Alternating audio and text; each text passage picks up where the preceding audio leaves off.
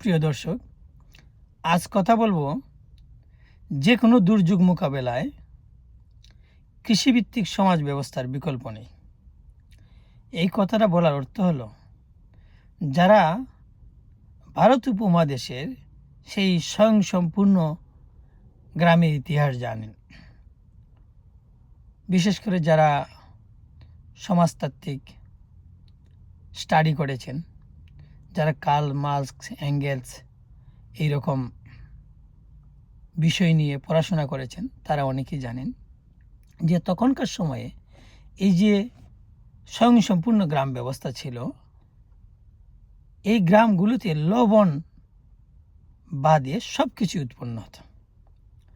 তো এই স্বয়ংসম্পূর্ণ গ্রাম ব্যবস্থাকে বলা হয় যে শিল্প উন্নয়ন হওয়ার পথে অন্তরায়, কারণ তাদের গ্রামের বাহিরে কোনো চাহিদা মেটানোর জন্য যেতে হতো না, যার কারণে তাদের মধ্যে যে ইনফরমেশন ট্রান্সফার এবং এক্সপার্টনেসের যে প্রয়োজনীয়তাটা, এটা খুব বেশি প্রয়োজন পড়ে নাই।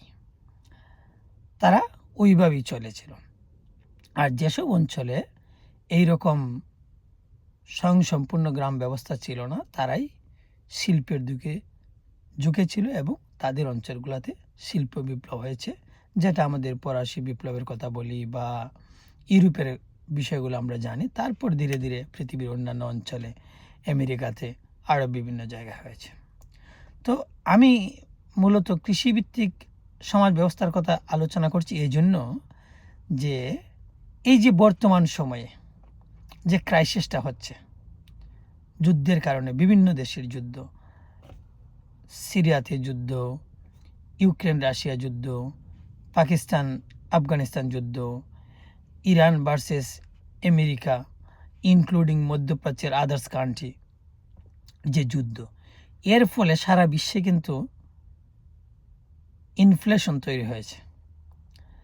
এই ইনফ্লেশনটা আপনি কাভার করতে পারবেন না যদি আপনার নিজস্ব উৎপাদন পদ্ধতি ইনক্রিজ বা আপনার বৃদ্ধি না ঘটান।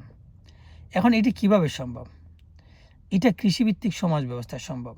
ধরেন আমাদের দেশে যেটা হচ্ছে, আমাদের দেশে গ্রামে যারা বসবাস করে, তারা চাল থেকে শুরু করে এমনকি তাদের যে ভোজ্য তেল, যেটা সরিষা থেকে উৎপন্ন করা, এই সবই বিষয়, এবং যে ইলেকট্রিসিটির যে ক্রাইসিস, এটাকে সৌর বিদ্যুৎ দিয়ে উৎপন্ন করা, পাশাপাশি যেসব জমিতে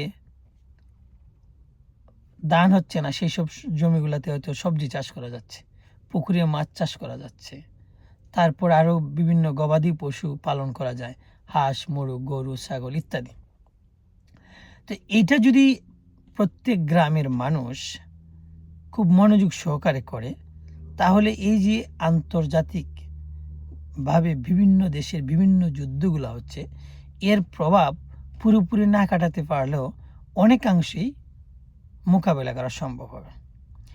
এই জন্য আমাদের দেশের সরকারের যে কাজটা এখন খুবই জরুরি, এই বিভিন্ন দেশের পিছনে পিছনে স্বয়ংসম্পূর্ণ হইতে গিয়া সমস্ত এনার্জি খরচ না করে প্রক্রিয়াটা চলল, কিন্তু এই প্রক্রিয়া থেকে কিছুটা এনার্জি আমাদের দেশের যে গ্রামভিত্তিক সমাজ ব্যবস্থা, সেখানে মানুষকে মোটিভেট করা এবং ফলো আপ করা। এক্সাম্পল, যে বিভিন্ন কৃষি ব্যাংক থেকে কৃষি লোন দিচ্ছে, কেন দিচ্ছে? যেন কৃষক ঠিকভাবে ফসল ফলাতে পারে। ভর্তুকি দিচ্ছে, তারপর হয়তো বীজ বিতরণ করছে, পোনা বিতরণ করছে, সার দিচ্ছে স্বল্প মূল্যে। এইসব বিষয়গুলা যে দিচ্ছে, এটার আউটপুটটা কেমন হচ্ছে, এই মনিটরিংটা অনেক অভাব রয়েছে। এটা আমাদের দেশের সরকারের বাড়াতে হবে এবং এই প্রক্রিয়ার সাথে যারা জড়িত তাদেরকে দুর্নীতিমুক্ত রাখতে হবে। ধরেন এখন বিএনপি ক্ষমতায় আছে, বিএনপির যারা অঙ্গ সংগঠন রয়েছে, ছাত্র দল বলেন, স্বেচ্ছাসেবক দল বলেন, মহিলা দল বলেন, বা বিএনপি বলেন বা যুব দল বলেন, তাদের লোকজনের অতিরিক্ত দায়িত্ব, তারা গ্রামে গঞ্জে যেতে পারে, লোকজনকে মোটিভেট করতে পারে এবং সরকারের যে প্রক্রিয়াগুলো, এই প্রক্রিয়াগুলো প্রপারলি প্রপার জায়গায় যাচ্ছে কিনা এইটা তারা দেখতে পারে।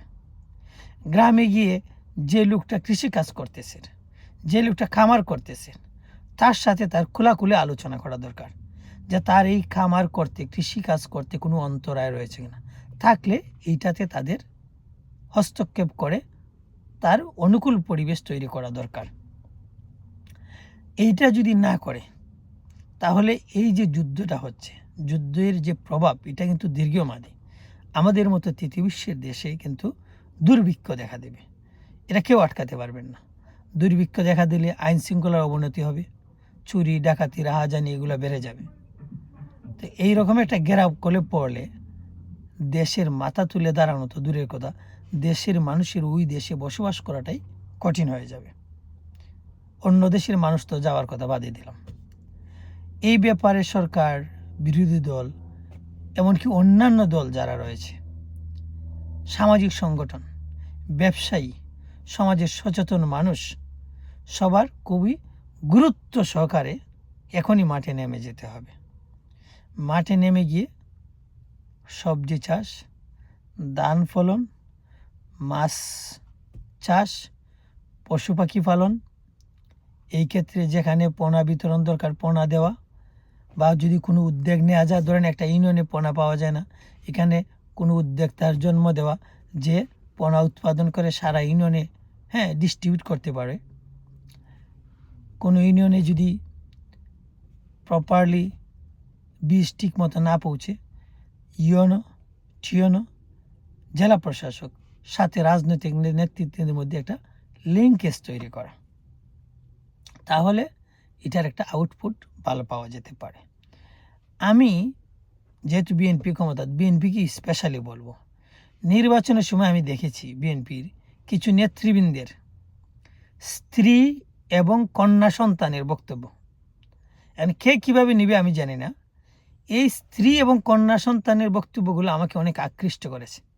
তারা সত্যি সুন্দর সুন্দর কথা বলেছে, মোটিভেটেড কথা বলেছে, তারা মুক্তিযুদ্ধের কথা বলেছে, দেশপ্রেমের কথা বলেছে, সাম্যের কথা বলেছে, নারীর অধিকারের কথা বলেছে।